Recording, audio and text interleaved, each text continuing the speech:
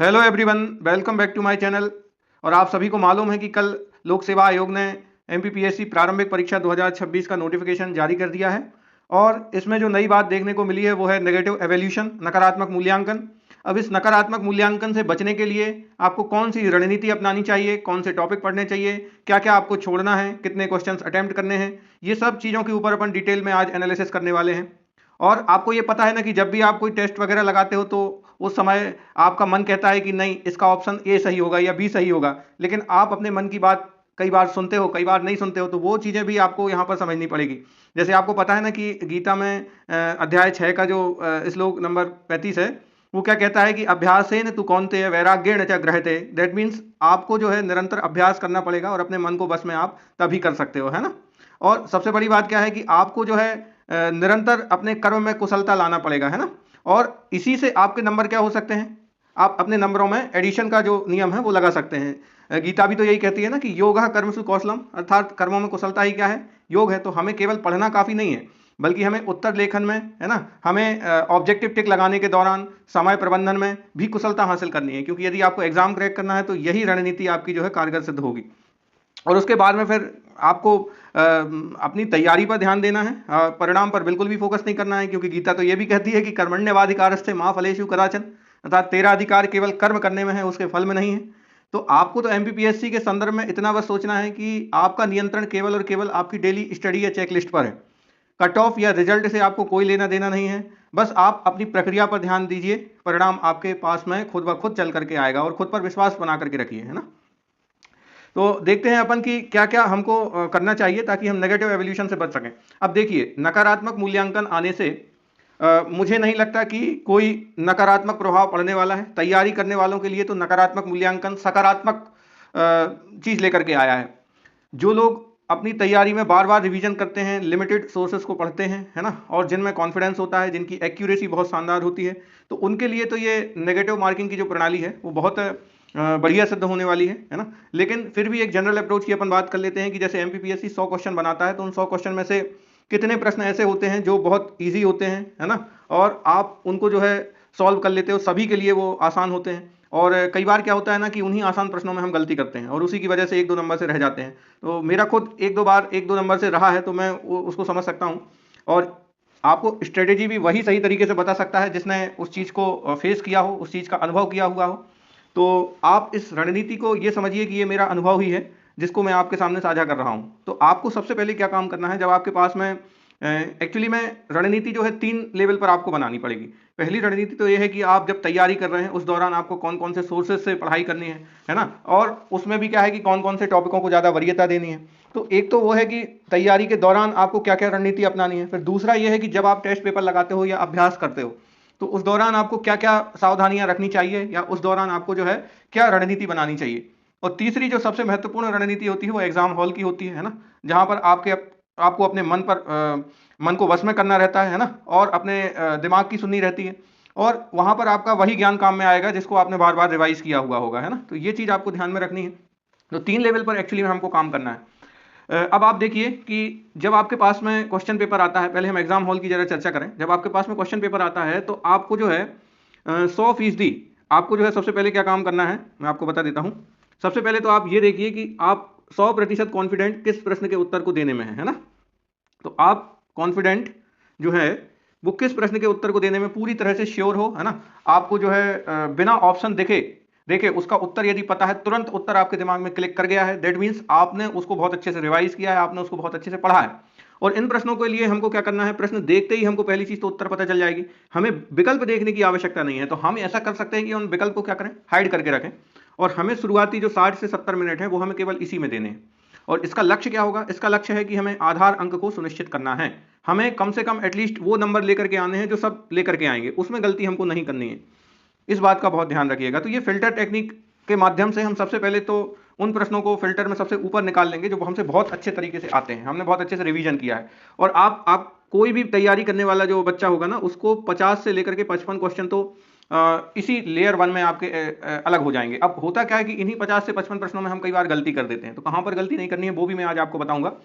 कई बार क्या होता है कि ये आंकड़ा हमारा जो है वो 40 से 45 क्वेश्चन तक जाता है ना। तो इसमें भी आपको डरने की जरूरत नहीं है।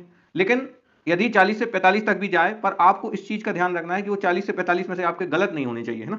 वो पूरी तरह से आप उसमें कॉन्फिडेंट रहें, आपको बिना ऑप्शन देखे जो है उसका उत्तर पता हो, एक तो वो होता है। और ये क्वेश्चन आपको सबसे ज्यादा नंबर देंगे, यदि आपने यहां पर गलती करी तो आप बहुत बड़ा पाप कर रहे हो, है ना। तो ये चीज ध्यान में रखना। फिर दूसरा जो लेयर रहता है, हमें उन प्रश्नों को पहचानना है, उन 100 प्रश्नों में से जो कि 50-50 वाले हैं, है ना।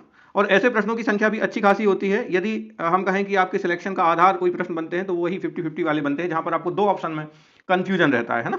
तो अब होता यही है कि अधिकांश बार हम वो ऑप्शन टिक लगा देते हैं जो करेक्ट आंसर नहीं होता है। तो सबसे पहले तो आपको 2 एलिमिनेट कर लेना है ना। अब बचे क्या, आपके 2 में कंफ्यूजन है, तो उस समय पर आपको स्मार्ट रिस्क लेना है ना, क्योंकि आपको पता है कि प्रोबेबिलिटी क्या कहती है कि यदि हमने 2 एलिमिनेट कर दिए तो उस प्रश्न के सही होने की जो संभावना है, वो चूंकि 2 विकल्प बस बचे तो उसकी संभावना 50% आपकी बनती है। अब 50% यदि बनती है तो यदि मान के चलो आपके पास में ऐसे प्रश्नों की संख्या कितनी है, लगभग 35 प्रश्न है या 40 प्रश्न है, मैंने बहुत ज्यादा बोल दिए, 30 प्रश्न अधिकतम आप मानिए। तो 30 प्रश्न में से यदि आपके पास में 50% सही होने की प्रोबेबिलिटी है, तो ऐसा हो सकता है कि 15 क्वेश्चन आप उसको सही करें और 15 क्वेश्चन आप उसको गलत करें। अब यदि 1/3 नेगेटिव मार्किंग है, तब भी आपको यहां पर प्रॉफिट ही होना है, तो आपको रिस्क लेना ही पड़ेगा। और ये गणितीय जोखिम जो है, जोखिम प्रबंधन जो है, कैलकुलेटेड मैथमेटिकल रिस्क जो है, वो आपको यहां पर सिलेक्शन दिलाएगा। तो 40 से 45 क्वेश्चन जो आपके सरल वाले थे उसमें आपको गलती नहीं करनी है, और यहां पर आपको कैलकुलेटेड रिस्क लेना पड़ेगा। अब हम तीसरे वाले प्रश्नों की तरफ आते हैं, जहां पर आपको कई बार ऐसा होता है कि हमें 4 विकल्पों में से केवल एक विकल्प बस हम एलिमिनेट कर पा रहे हैं। अब उसके सही होने की पॉसिबिलिटी कितनी होगी, 33% होगी। तो ऐसे प्रश्नों को तो आप लगाएं या ना लगाएं, बात एक ही है। लेकिन फिर भी मैं ये कहूंगा कि यदि आपने 40 से 45 प्रश्न वहां सही कर दिए हैं, और यहां पर आपने जो है यहां पर आपके जो है 15 से 20 क्वेश्चन आपने यहां पर सही कर दिए हैं, तो आपको जरूर इसमें रिस्क लेनी पड़ेगी। लेकिन यदि आपने वहां पहले वाले सेक्शन में 50 से 55 क्वेश्चन सही किए, और ये आपका स्कोर जो है सेकंड वाली लेयर को मिला करके आप 80+ ऑलरेडी आप पहुंच रहे हो, तो ऐसी स्थिति में मैं आपसे यही कहूंगा कि आप जो है यहां पर अधिक रिस्क ना लें। यहां पर 7-8 प्रश्न यदि आते भी हैं तो आप वहां पर क्या करिए कि कुछ प्रश्नों में आप रिस्क ले सकते हो जहां पर आपको लगता है कि ये सही हो सकता है। तो ये चीज है जिसका अच्छा। अब चौथी कैटेगरी क्या है, चौथी कैटेगरी ये है कि हमें कुछ क्वेश्चंस के आंसर बिल्कुल भी पता नहीं होते, और ऐसे क्वेश्चंस की संख्या लगभग 10 के आसपास तो जाएगी। तो अब ये जो 10 प्रश्न हैं, इनका हमें बिल्कुल भी नहीं पता है, इसमें उच्च गलती की संभावना है, तो इनको तो टच भी नहीं करना है ना। इन प्रश्नों को तो बिल्कुल भी आपको टच नहीं करना है, आपको अपने अंक बचाना है, नेगेटिव मार्किंग जहां से होती है। ये लालच जो है ना, ये जो ग्रीड है, वो आपको कई बार नेगेटिव पॉइंट्स आपको दिलाती है, और इसकी वजह से आपका जो है एग्जाम कई बार क्रैक नहीं हो पाता है। तो ये चीज हमको बहुत ध्यान रखनी है। तो फिल्टर करना है, स्मार्ट फिल्टरिंग हमारी होनी चाहिए, और जोखिम प्रबंधन, जोखिम भी लेना पड़ेगा हमें, उसका मैनेजमेंट सही तरीके से करना है, तभी आप अधिक से अधिक स्कोर गेन कर पाओगे। अब हम एक बात करने वाले हैं एक ओपन सीक्रेट स्ट्रेटेजी के बारे में, जो कि है गोल्डन ट्रायंगल। आपको पता है कि एमपीपीएससी प्रारंभिक परीक्षा में लगभग 5 यूनिटें जो है एमपी से संबंधित हैं। उन 5 यूनिट जो है वो आपको किंग बना देती हैं, है ना। तो किंग मेकर की भूमिका में होती है ये पांचों यूनिट, और लगभग 35 से 40 क्वेश्चन जो है आपके इन यूनिट से आते हैं। और उनमें से भी यदि हम आपसे कहें कि यदि आपकी स्ट्रेटेजी बढ़िया है, तो जो प्रीवियस ईयर क्वेश्चन पेपर है वहां से आपके 10 से 12 क्वेश्चन आपको एज इट इज रिपीट हो जाएंगे, है ना, या पैटर्न रिपीट होगा। जैसा मैं आपको पता भी होगा कि मैंने प्लेलिस्ट में कुछ वीडियोस बनाई हैं जो कि क्वेश्चन पेपर्स के एनालिसिस को लेकर के हैं। वो वीडियोस आप जाकर के देखोगे तो आपको पता चलेगा कि 10 से 12 क्वेश्चन जो है ना, वो पुराने प्रीवियस ईयर क्वेश्चन पेपर से आपके रिपीट होते हैं, और एमपीपीएससी पैटर्न रिपीट करती है। कई बार क्या होता है ना कि किसी प्रश्न के 4 विकल्प हैं, तो उन 4 विकल्पों में से भी को उठा करके वो प्रश्न बना देती है ना। या एक बार किसी टॉपिक पर प्रश्न पूछा तो हर बार लगभग उसी टॉपिक पर प्रश्न पूछ रहा है एमपीपीएससी। इसका सिंपल सा मैं उदाहरण दे सकता हूं कि अभी जैसे कोरकू जनजाति का एक फेमस नृत्य है थापटी, थापटी, तो उसको 2 बार पूछा गया है। जो अभी गातला करके जो मृतक स्तंभ होता है भील जनजाति में, तो उसको भी अभी फूड सेफ्टी ऑफिसर के एग्जाम में भी पूछा गया, आरटीई के एग्जाम में भी पूछा गया। तो ये चीजें आपकी बार बार क्या हो रही हैं, रिपीट हो रही हैं, है ना। तो इस पर आपको ध्यान में रखना है। पद्मश्री आप देखिए, पद्मश्री से क्वेश्चन रिपीट हुए हैं ना। एमपी के 5 लोगों को पद्मश्री मिला है, और आप बिलीव नहीं करोगे उन 3 जिनको मिला है, हरचंदन सिंह भट्टी, और 2 नाम और आपका बुधेंद्र कुमार जैन, और एक नाम और है जगदीश जोशीला। तो इनके नामों को ऑलरेडी एमपीपीएससी ने पूछ लिया है। अब बचे जो 2 नाम हैं वो एमपीपीएससी प्री में डेफिनेटली आपको देखने को मिलेंगे, उनमें से कोई ना कोई एक नाम पूछा जाएगा। तो ये भी आपको समझना पड़ेगा कि ये सीधे के सीधे किंग मेकर की भूमिका निभाएंगे ये क्वेश्चन। तो 10 से 12 क्वेश्चन आपको यहां पर क्या करना है, करेक्ट कर लेना है। फिर उसके बाद में आपके लिए जो सबसे डिफिकल्ट होने वाला है सेक्शन, वो है आपका आईसीटी, है ना, इंफॉर्मेशन और कम्युनिकेशन टेक्नोलॉजी। और यहां पर आपको हाई स्कोर गेन करना है, यहां पर आपके डायरेक्ट क्वेश्चन आते हैं। और अभी आप देखिए उसका जो ट्रेंड बना है एमपीपीएससी का, वो artificial intelligence, data computing, cloud computing, edge computing, quantum computing, यहां से ज्यादा क्वेश्चन पूछे जा रहे हैं, डीप लर्निंग से।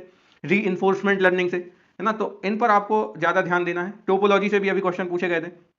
तो आईसीटी के कुछ गिने चुने टॉपिक हैं, और साइबर सिक्योरिटी तो उसका बहुत ही फेमस टॉपिक रहा है। ईमेल से क्वेश्चन आते हैं, है ना, आपका जो है इंटरनेट से क्वेश्चन आते हैं, तो इन टॉपिक्स को आपको बहुत अच्छे से कवर कर लेना है। ई गवर्नेंस के ऊपर क्वेश्चन आते हैं, रोबोटिक्स के ऊपर क्वेश्चन आते हैं। तो अभी हम नीचे डिस्कस भी करेंगे कि कौन कौन से टॉपिकों पर आपको विशेष ध्यान देना है।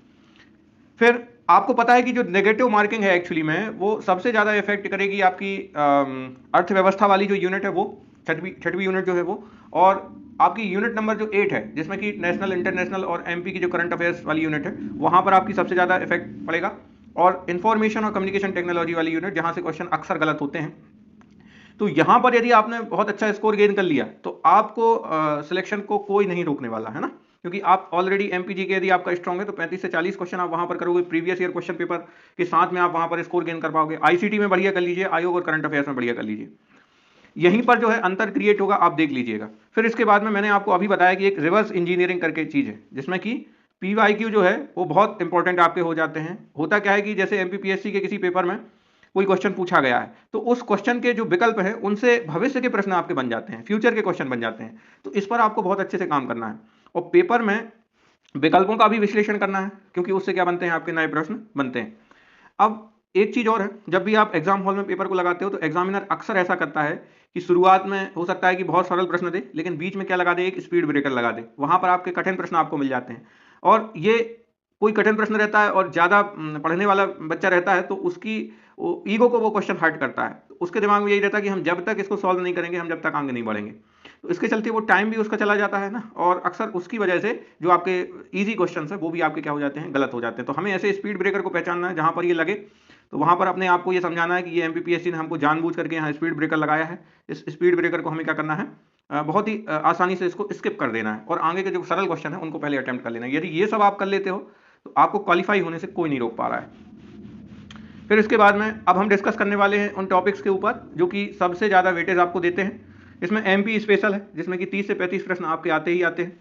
उसमें भी आप देखिए, एमपीपीएससी ने जो 10th यूनिट रखी है प्री की, उसमें मध्य प्रदेश की जनजातियों से संबंधित वो यूनिट है। और इसके अलावा यदि आप देखोगे तो यूनिट नंबर 2 जो है, जिसमें मध्य प्रदेश का इतिहास, संस्कृति और साहित्य दिया हुआ है, वहां पर भी मध्य प्रदेश की जनजातीय संस्कृति और जनजातीय व्यक्तित्व से संबंधित आपके प्रश्न पूछते हैं। तो यदि आप इन 30 से 35 प्रश्नों में भी देखोगे तो 10 से 12 प्रश्नों का जो वेटेज है वो आपका मध्य प्रदेश की जनजातियों से संबंधित है।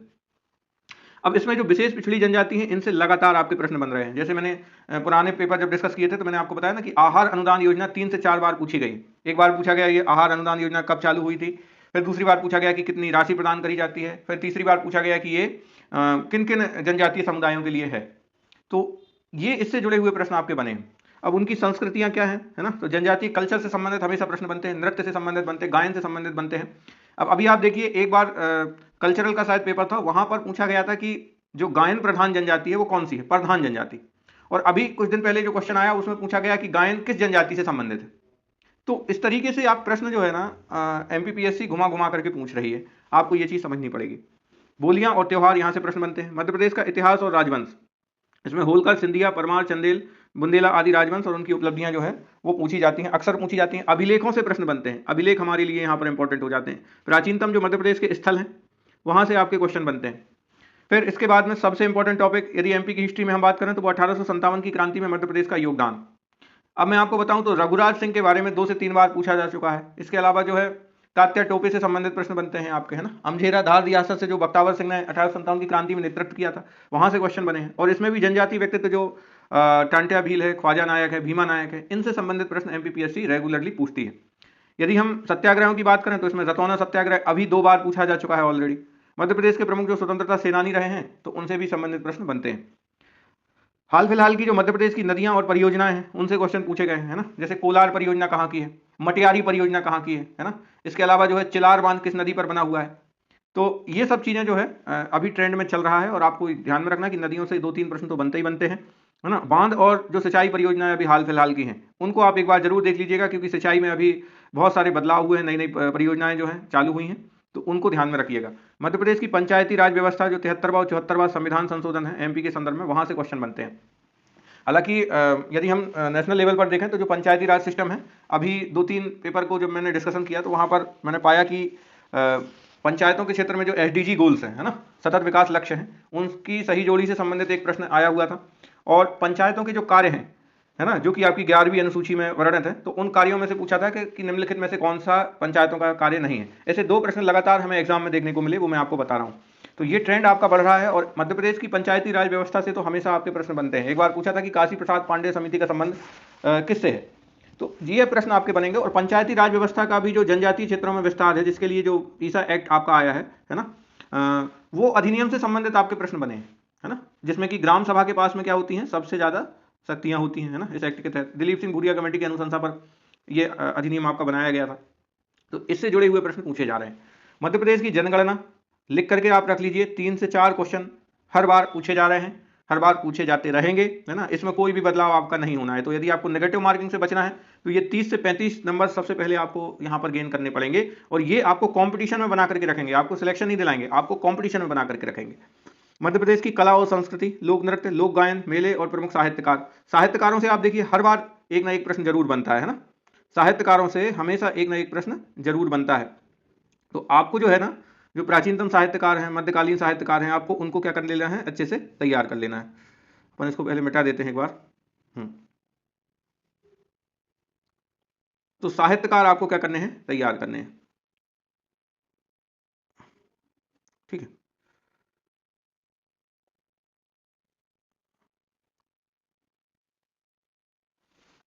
अब आते हैं हम सूचना एवं संचार प्रौद्योगिकी वाली यूनिट पर। तो मैंने आपको बताया कि अभी सबसे ज्यादा उसका जो टॉपिक है जिसको बार बार वो पूछ रहा है वो है आर्टिफिशियल इंटेलिजेंस, है ना, मशीन लर्निंग और आपकी रीइंफोर्समेंट लर्निंग और एज कंप्यूटिंग, है ना, रोबोटिक्स, यहाँ से सबसे ज्यादा प्रश्न पूछे जा रहे हैं। तो इसको आप बहुत अच्छे से तैयार करके रखिएगा, है ना, ये आपको नंबर दिलाएंगे। साइबर सिक्योरिटी की जो शब्दावली है, प्रमुख वायरस और मेलवेयर है, उनकी सुरक्षा के जो भी उपाय है ना, फायरवॉल से जैसे कई बार प्रश्न आपके बने हैं। तो ये जो यूनिट है ये आपकी स्कोरिंग है, 8 से 10 प्रश्न यहाँ पर आपको देखने को मिलते हैं। और सबसे ज़्यादा गलतियाँ, मैं यदि अपना बताऊँ तो मैं बहुत कुछ कंप्यूटर का जानकार हूँ, लेकिन इसमें आप देखिए 8 से 10 प्रश्न में से मैं हर बार इसमें गलतियाँ करते आया हूँ। तो मैं तो ये कहूँगा कि आपको कंप्यूटर का बेसिक बस पता ना हो, लेकिन ये जो टर्मिनोलॉजी है ये आपको बहुत अच्छे से तैयार करके जानी है ना। और ई गवर्नेंस के जो सिद्धांत हैं वहाँ से कई बार मेरे प्रश्न गलत हुए हैं, तो आप ऐसा मत करिए, इस यूनिट को आप नज़रअंदाज मत करिए, ये ही आपके सिलेक्शन का आधार है मैं कहूँगा। एक तो ये यूनिट और दूसरी करंट अफेयर्स वाली यूनिट, ये बहुत इंपॉर्टेंट है एमपीपीएससी के लिए। सोशल नेटवर्किंग जो साइट्स हैं, प्रमुख पोर्टल और ऐप्स, है ना, जो शासकीय पोर्टल हैं, उनसे संबंधित आपके प्रश्न बनते हैं।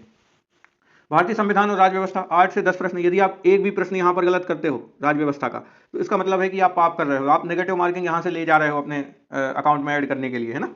तो आप देखिए यहाँ पर आपको गलती नहीं करनी है, गिने चुने टॉपिक्स पर ही प्रश्न बनते हैं, आपको बस उनको तैयार कर लेना है। अब आप देखिए इसमें कुछ टॉपिक मिस हो गए हैं, जैसे कि एक है संविधान सभा। संविधान सभा से बार बार प्रश्न बनते हैं, और मध्य प्रदेश का संविधान सभा में क्या योगदान रहा है, संविधान सभा में मध्य प्रदेश के कौन कौन से सदस्य रहे हैं, यहाँ से जुड़े हुए प्रश्न बनते हैं। इसके अलावा जो है 1935 का जो अधिनियम है ना, उनसे जुड़े हुए जो महत्वपूर्ण प्रश्न हैं वो आपके बनते हैं। मौलिक अधिकार, डीपीएसपी 12 से 51 तक तो बहुत अच्छे से आपको याद होना चाहिए। महत्वपूर्ण संविधान संशोधन 42वां, 44वां, 86वां, 101वां और 103वां, ये सारे जो है आपके एग्जाम के लिए इंपॉर्टेंट है। और फिर आप कंपैरिजन करके रखिएगा, जो संवैधानिक और सांविधिक आयोग है, आपको पता भी होना चाहिए कि पहले आयोग एक अलग से यूनिट में शामिल था और उसमें से लगभग 10 क्वेश्चन आते थे, लेकिन इसका मतलब ये नहीं है कि इस बार आयोग में से कम प्रश्न आते होंगे। लगभग 4 से 5 प्रश्न तो अभी भी आपको आयोग में से देखने को मिलेंगे, है ना। निर्वाचन आयोग, मानवाधिकार आयोग, SC/ST आयोग, नियुक्ति, कार्यकाल और हटाने की प्रक्रिया संबंधित, तो ये क्वेश्चन आपके बनते हैं। राष्ट्रपति संसद, यहाँ से भले ज्यादा प्रश्न ना पूछे, लेकिन राज्यपाल से जुड़ी हुई जो चीजें हैं वो बहुत ज्यादा पूछता है।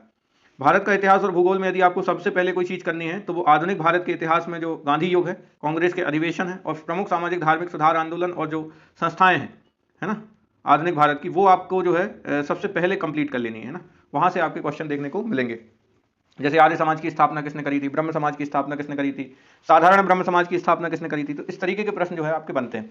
सिंधु घाटी सभ्यता और वैदिक काल, प्रमुख स्थल और सामाजिक व्यवस्था, है ना, अभी बहुत कम प्रश्न देखने को मिल रहे हैं प्री में, लेकिन ये भी इंपॉर्टेंट टॉपिक है।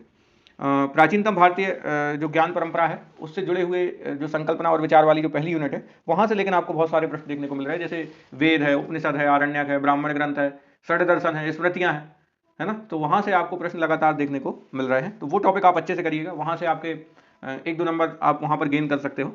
भारत का भूगोल जो है, पर्वत, दर्रे, नदियां, जलवायु या मानसून, जलवायु से 1-2 प्रश्न हमेशा आते हैं, इस बार भी आपको देखने को मिलेंगे। तो ये टॉपिक को बहुत अच्छे से कर लीजिए।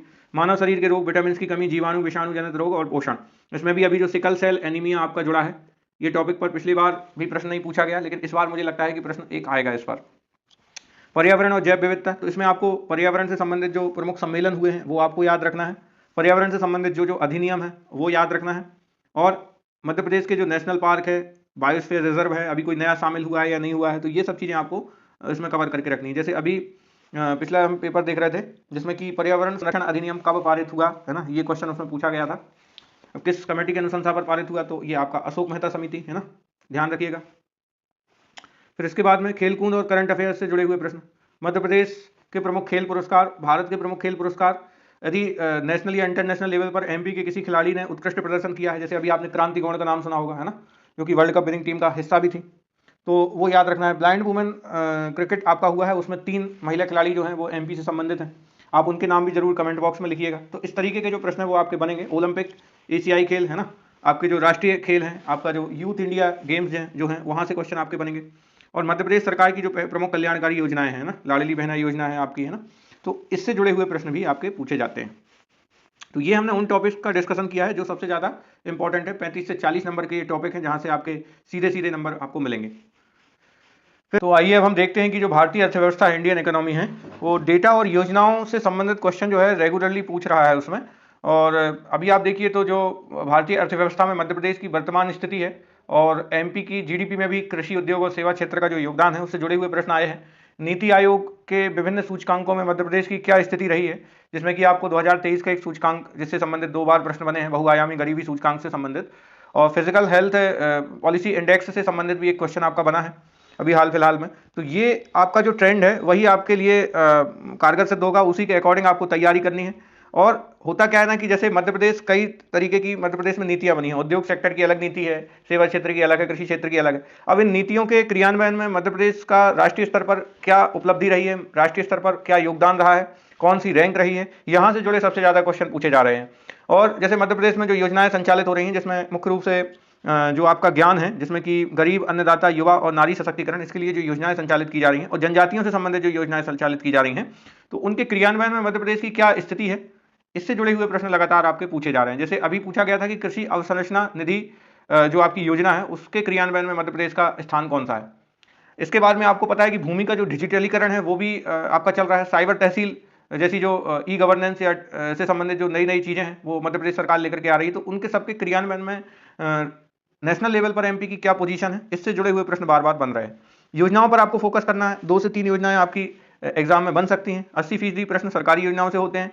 3 चीज़ें याद रखना है कि योजना में कि कब ये शुरू हुई है, कहाँ से शुरू हुई है, ये किस मंत्रालय के अंतर्गत आती है और लाभार्थी वर्ग कौन है इसमें, है ना, तो ये याद रखना है मुख्य रूप से। उसके साथ में यदि आप उस योजना के जो प्रमुख प्रावधान है वो भी यदि आप याद रख सकें तो बढ़िया बात होगी। बजट और सर्वेक्षण, अभी 2025 का बजट आया एमपी में, है ना, और उसके अभी मुझे लगता है कि प्रीलिम्स के पहले ही आपका फरवरी में जो है आर्थिक सर्वेक्षण भी आ जाएगा। तो जो नवीनतम आर्थिक सर्वेक्षण है आप उसको तैयार करिए, और पहले वाला यदि आपको तैयार हो तो आप टेबल के फॉर्म में क्या कर सकते हैं, उसको सेपरेट कर सकते हैं, और वहां से आपको जो है एक कंपैरिजन भी मिलेगा और याद रखना भी आपके लिए आसान होगा। कंफ्यूजन क्रिएट आपको बिल्कुल नहीं होगा, कंफ्यूजन से बिल्कुल बच के रहना है, क्योंकि कंफ्यूजन ही आपके नंबर को नेगेटिव में पहुंचा सकता है। बाकी इसके अलावा मुझे नहीं लगता है कि यदि आप सिलेक्टेड टॉपिक्स को पढ़ करके जाएंगे, अपने रिवीजन पर काम करेंगे, अपना कॉन्फिडेंस बना करके रखेंगे, तो आपके लिए जो है ये प्रारंभिक परीक्षा नेगेटिव एवोल्यूशन के साथ बहुत ही लाभदायक होने वाली है, सफल सिद्ध होने वाली है। संस्थाएं आप देखिए, इंस्टीट्यूशन, आरबीआई, सेबी, नीति आयोग, नाबार्ड, इनकी स्थापना वर्ष और वर्तमान अध्यक्ष का नाम एकदम रट लें। सॉल्विंग ट्रिक क्या है, यदि किसी योजना के उद्देश्य वाला प्रश्न है और विकल्प में गरीब कल्याण, महिला सशक्तिकरण जैसी सकारात्मक बातें हैं और उपयुक्त सभी का विकल्प है, तो 90% चांस है कि उपयुक्त सभी सही होगा। एमपीपीएससी का तो ये ट्रेंड आपका रहता है कि जैसे जो उपरोक्त सभी वाला ऑप्शन है वो अधिकांश बार सही होता है, और इनमें से कोई नहीं वाला जो ऑप्शन है उसकी प्रोबेबिलिटी सबसे कम होती है सही होने की। तो ये चीज़ें भी आपको ट्रिक के रूप में याद रखनी है। हालांकि नेगेटिव एवोल्यूशन में आपको बहुत सोच समझ करके उत्तर लगाना पड़ेगा, लेकिन कैलकुलेटेड रिस्क लेना भी जरूरी है ना। बस उस जोखिम को, उस रिस्क को आपको क्या करना है, मैनेज करके चलना पड़ेगा, है ना। ये नहीं कि कोई प्रश्न आपको बिल्कुल भी नहीं आता है, ऑप्शन के बारे में आपको बिल्कुल आइडिया नहीं है और आप क्या कर रहे हो, वहां पर रिस्क ले रहे हो। ये तो लालच के लिए अपने आप को गिराने वाली स्थिति हो जाएगी, है ना। तो हमें जो है ना अंधेरे में तीर नहीं चलाना है ना, देख करके तीर चलाना है कि कहां पर जो है उजाला है और तीर कहां पर लगेगा जा करके, ये चीज भी ध्यान में होनी चाहिए।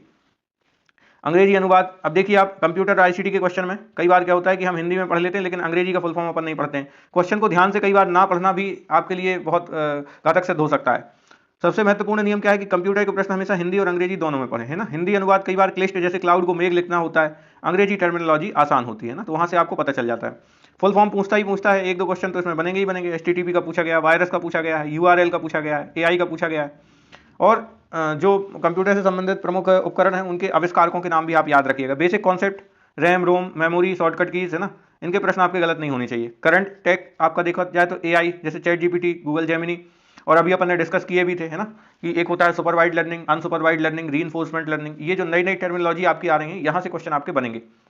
साइबर सिक्योरिटी, फिशिंग, मेलवेयर, है ना, इनसे जुड़े जो हालिया विकास हैं उन पर हमको नजर केंद्रित करनी है और ये देखने हैं आपको। फिर इसके बाद में अगर किसी प्रश्न में जैसे जनक का नाम पूछा है और आपको नहीं पता है तो सबसे प्रसिद्ध नाम जैसे एलन ट्यूरिंग या चार्ल्स बेबेज के बजाय प्रश्न के संदर्भ जैसे एआई का जनक जॉन मैकार्थी को ध्यान से आप देखें, है ना, ये भी इंपॉर्टेंट है। करंट अफेयर्स में आपको किस पर ध्यान देना है, तो मध्य प्रदेश और खेलकूद पर ज्यादा जोर देना है ना। एमपी का करंट अफेयर्स और खेलकूद का जो करंट अफेयर्स है वहां से आपके क्वेश्चन बनेंगे। पद्म पुरस्कार से संबंधित भी प्रश्न आपके बन रहे हैं, है ना।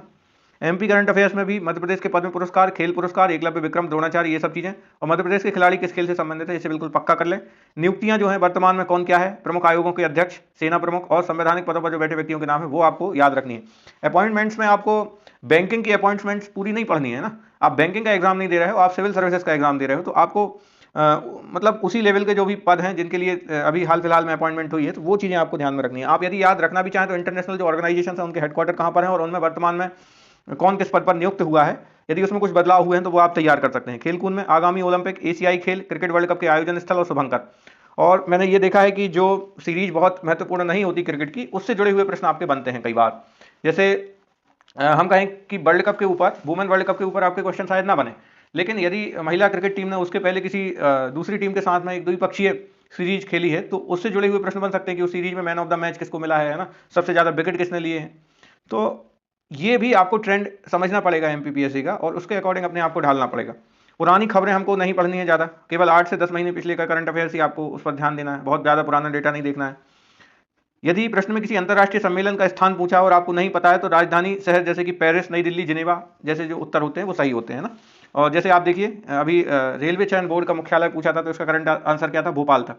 अधिकांश आप देखिएगा जैसे मध्य प्रदेश की जो संस्थाएं हैं, जैसे अभी आप देखिए ब्लाइंड वुमेन क्रिकेट एसोसिएशन का हेडक्वार्टर पूछ सकता है ना, क्योंकि ब्लाइंड वुमेन क्रिकेट में एमपी की 3 महिलाओं ने उसमें टीम में भी शामिल थी वो, तो भोपाल उसका हेडक्वार्टर है। तो अधिकांश के हेडक्वार्टर आपको भोपाल ही देखने को मिलेंगे, लेकिन इसमें भी आपको सिलेक्टिव अप्रोच अपनानी पड़ेगी, है ना, ये ध्यान रखिएगा। आगे देखते हैं, अब बात करते हैं यूनिट नंबर 8 के उन टॉपिक्स के ऊपर जहां से आपको तैयारी करनी है करंट अफेयर्स की। खेलकूद में आगामी खेल प्रतियोगिताएं, उनके आयोजन स्थल, शुभंकर, है ना, प्रमुख खेल संस्थाओं के हेडक्वार्टर तैयार कर लीजिएगा। मध्य प्रदेश के खिलाड़ी तैयार कर लीजिए किस खेल से संबंधित है, एकलव्य और विक्रम वाले तो सारे तैयार कर लीजिएगा। फिर प्रमुख व्यक्तित्व जिनका निधन हुआ है हाल फिलहाल में, है ना, और बहुत ही ज़्यादा प्रसिद्ध रहे हैं, साहित्य या राजनीति से जुड़े हुए तब तो और भी इंपॉर्टेंट हो जाते हैं। नियुक्तियां आपको जो है कौन किस पद पर है, इसमें भी आपको नेशनल लेवल की जो नियुक्तियां हैं, आयोगों की प्रमुख नियुक्तियां हैं, इंटरनेशनल लेवल की जो संस्थान है उनकी नियुक्तियां हैं, यही सब तैयार करना है।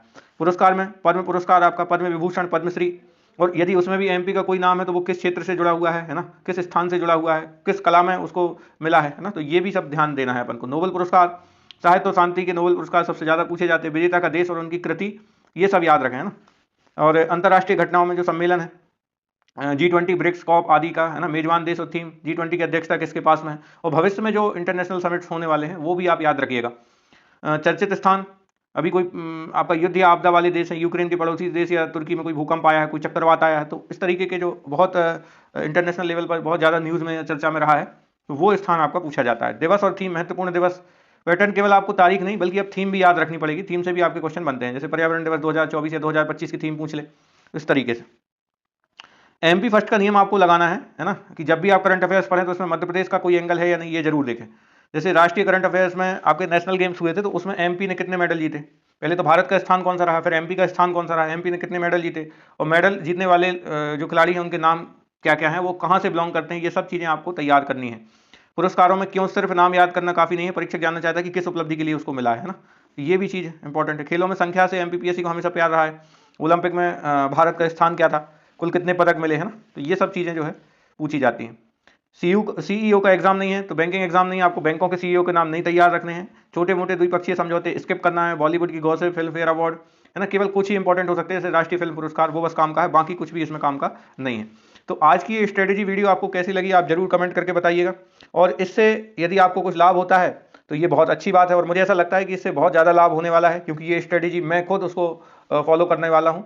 और ये इसलिए भी जरूरी हो जाता है क्योंकि जो नेगेटिव एवोल्यूशन है वो कहीं ना कहीं आप लोगों के लिए एक अवसर बन के आया है, जो तैयारी करने वाले हैं उनके लिए अवसर बन के आया है, क्योंकि अब जो तुक्केबाज है ना वो रेस से बाहर हो जाएंगे। तुक्केबाज क्या करते थे कि वो कुछ लूसेंट वगैरह पढ़ के या बाकी चीज़ें पढ़ के आपके चले जाते थे और 50 से 55 क्वेश्चन उनके सही होते थे, लेकिन उसके बाद जब वो तुक्के लगाना चालू करते थे तो अधिकांश उनके सही जाते थे और कई बार वो जो है वो गेम में आ जाते थे। तो अब ऐसे लोगों को गेम में आने का अवसर नहीं मिलेगा, जो एक्यूरेट होगा, जिसने बार बार रिवीजन किया हुआ होगा, है ना, जिसने मेहनत करी होगी, उसी का सिलेक्शन एमपीपीएससी प्री में होना है। तो आप सभी का बहुत बहुत धन्यवाद स्ट्रेटेजी वाली ये वीडियो देखने के लिए। मिलते हैं नेक्स्ट वीडियो में, तब तक के लिए आप सभी का धन्यवाद।